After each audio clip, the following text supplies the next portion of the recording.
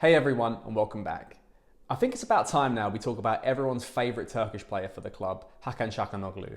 And a few weeks ago I did a video on the enigma of Zlatan Ibrahimovic. And as much as this video isn't an enigma video of Hakan Calhanoglu, he's nowhere near in the tier of Ibrahimovic. What he does have in common with the player is a expiring contract looming, and something that's unsettled with the club. And until that goes over the line and we see the intentions of Maldini and if he wants to keep him on for the money that he wants the player to be on, I think it's time that we look at the player, we look at his strengths and his weaknesses, we look at his time at the club, and we analyse whether we might feel it's right to keep him going at the club, or should we part ways in this summer. Firstly, I want to state I'm not doing this video because I do recall the first video I did for AC Milan. In the comment section there was a brilliant comment stating that I thought this was a long-haired Calhanoglu when I first opened the video. So I'm not doing this because I am the apparent lookalike of the player. I'm doing it because I do feel like it's worth talking about, and he is the talking point of Milan on the Twitter community, the social medias community. I think it's right to talk about the player right now because he has lots of sort of up and down performances.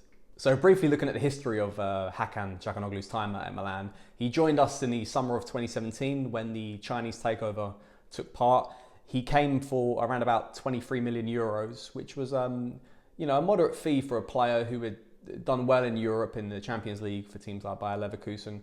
And I think a lot of fans at the time liked us signing him. He was a free kick specialist with a wicked right foot, and also not bad with his weak foot, his left foot. And he was seen as like sort of a playmaking player, a number 10. And he joined the club with a lot of promise at the time. The player right now is 27 years old in what as football fans consider the prime period of a football player. And, he's at the end of his contract he signed back in 2017 when joining the club.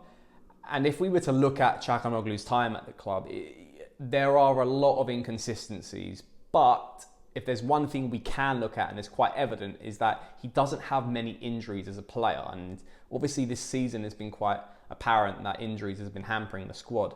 And he is reliable. He is someone that's always going to be fit. I know he doesn't exert himself in a sort of physical frame, but he is someone that we can rely upon always being in the squad. And so that's something that gives him sort of brownie points for me as a fan, knowing that he's always going to be available. So yeah, let's peel off the stats for this player at the club. He's played just over 160 games in the red and black stripes. He has 30 goals to his name, 47 assists, 20 yellow cards. He has gotten a red card along the way as well, which was a couple of years back. So his discipline is pretty good. He's involved in quite a lot of goals, especially when it comes to assists. So I would say his sort of output as a player is adequate. I wouldn't say he's been bad. He's not been a bad signing, but I wouldn't say he's been an amazing signing at the same time. He's really coming into his own in the recent years, and it all comes down to really securing a position that we feel as fans that he belongs to, which is obviously that number 10 role. This season he's racked up 7 goals and 11 assists in around 33 games for the club. So it's been a good turnaround season. It's been something where he's solidified his position in the team, going on obviously his great form coming off after post-COVID. And he's really been an anchor in Stefano Pioli's formation and his team, someone that sits behind Zlatan Ibrahimovic as the creator role. Obviously someone a bit more ahead of a player like Benacer in the formation to sort of keep things ticking, and also give us a sort of offensive option when it comes to ball retention and making the moves flow in the midfield.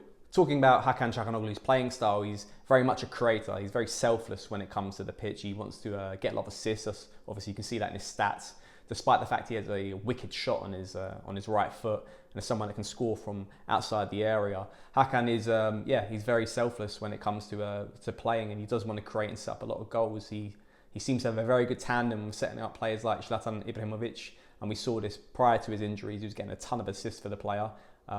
Deadly from set pieces. Obviously free kicks, we had hoped he'd scored a lot more by now, but he's very good when it comes to corners, and he gets a lot of assists from corners. So I think he's a great asset to have from these positions. I would say his weaknesses sometimes, depends when he's fit, is the physical aspect of his game. He isn't someone that's physical like Rade Krunic or Ante Rebic, but he does just about enough to sort of to do well in the midfield and keep a tight midfield. Say if we drop into a 5 formation when it comes to midfield and a low block. So I would say Hakan is very good when it comes to that. He's perfect for the number 10 role. And this is key because obviously previous coaches have deployed him in different positions. You know, initially when he joined the club, he was told to play as a left winger, which obviously we now isn't his natural position and quite detrimental for him and the club. And as well, even like, you know, Giampaolo's time and prior to that with Gattuso, he was deployed as a sort of box-to-box midfielder. And even though he does kind of play that role for the team when it comes to, say, like dropping into a 5-man midfield and when we're defending deep, it still doesn't give him that natural freedom he has as a number 10 in front of the 2 double pivot midfielders. So his natural position, and we all know this now, is the centre attacking midfielder, and I think he flourishes in it.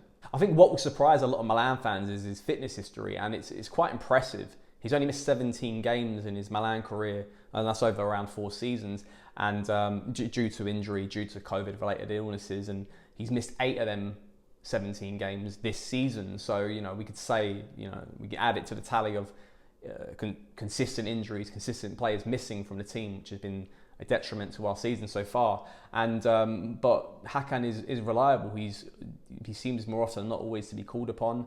But obviously this season, due to those 8 missing games, it has hit his confidence, it has hit his fitness, and it is a detriment to the team because obviously he's riding so high with his form, and all of a sudden, bang, he's injured again, or he's got a COVID suspension, and then he loses that form, he has to regain it.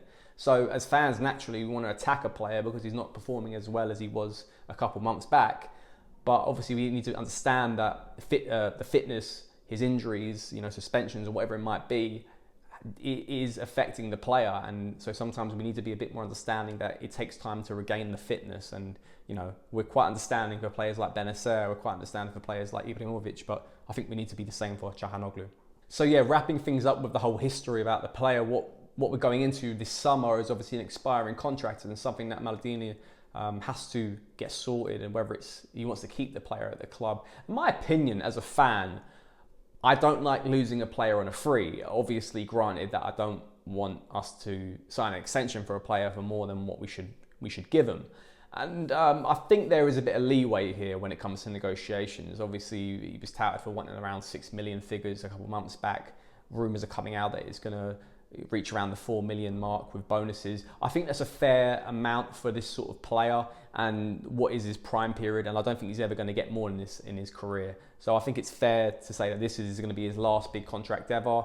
If he signs, let's say, a 3-year extension for the club for 4 mil plus bonuses a season, I think that's fair to give him that. You know, a 3-year deal gets him up to 30.